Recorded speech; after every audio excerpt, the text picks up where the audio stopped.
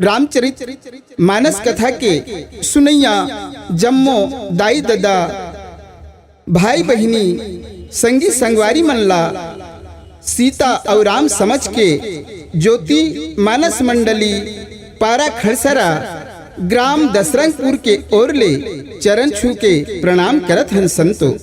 संत शिरोमणि गोस्वामी तुलसीदास जी महाराज की थे, कलयुग तरन उपाय न कोई, राम भजन रामायण दोई। मानस के प्रेमी श्रोता समाज जैसे बरसात के दिन में नदिया पानी से लबालब हो जाते, तेला डोंगा और पुल के सहारा पार करथन, उही प्रकार भाव रूपी सागर से पार होए बर दुए ठन साधन है।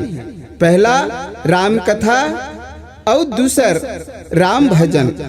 चलो आओ गौत राम चंद्राकर के स्वर में सुघर भजन सुनथन और चोलाला पार करे बर प्रयास करथन।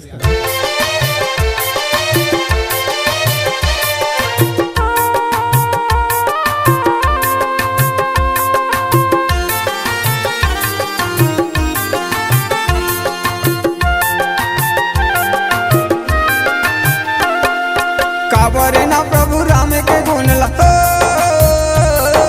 काबर ना प्रभु राम के गुण ला, छोटे बड़े सब गावत है। यही रामायण गंगा का भैया सब पार लगावत है। यही रामायण गंगा का भैया सब पार लगावत है। काबर ना मैं राम के गुण ला, काबर ना प्रभु राम के गुण ला, छोटे बड़े सब गावत है। यही रामायण गंगा का भैया सब पार लगावत है। यही रामायण गंगा का भैया सब पार लगावत है।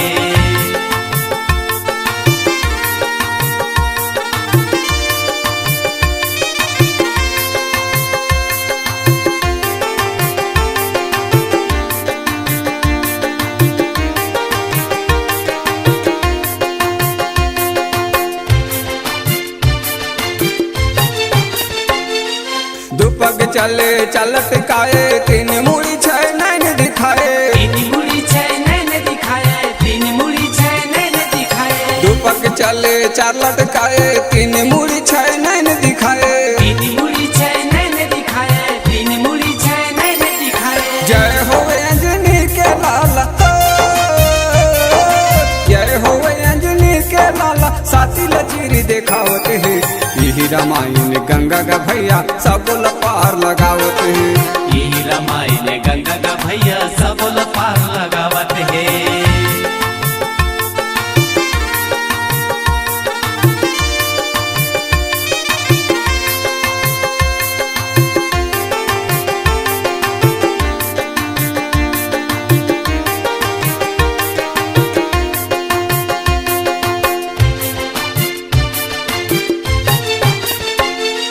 चार महीना के बालक भैया, छह महीना के पेट। 6 महीना के पेट भैया, 6 महीना के पेट। चार महीना के बालक भैया, छह महीना के पेट। 6 महीना के पेट भैया, 6 महीना के पेट। 18 जन लइका ओखर,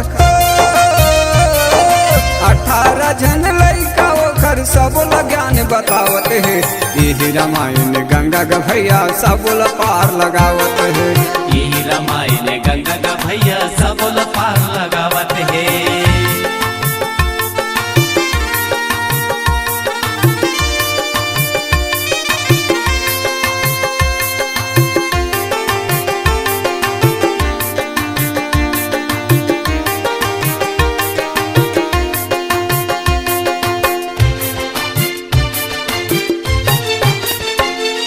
मंगल भवन या मंगल हारी, राम भजो सिया राम हो राम। राम भजो सिया राम हो राम, राम भजो सिया राम हो राम। प्रभु सो दशरथ अजुर बिहारी, राम भजो सिया राम हो राम। राम भजो सिया राम हो राम, राम भजो सिया राम हो राम। जय हो दशरथ के लाला,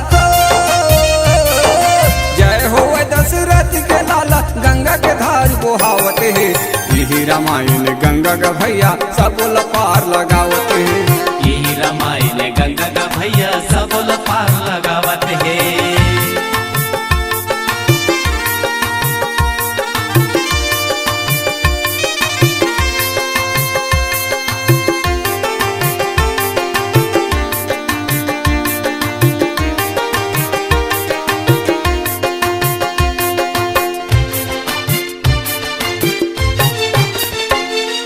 दानी हमारे गदे तब बने चुगल खोर मारे गसिया, खोर मारे गसियार चुगल खोर मारे गसियार। दानी हमारे गदे तब बने चुगल खोर मारे गसिया, खोर मारे गसियार चुगल खोर मारे गसियार।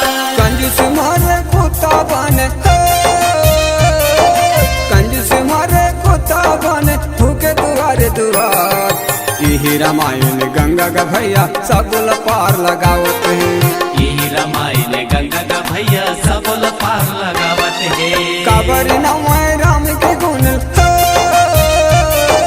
कावरी नवाय राम के गुण छोटे बड़े सब गावत है।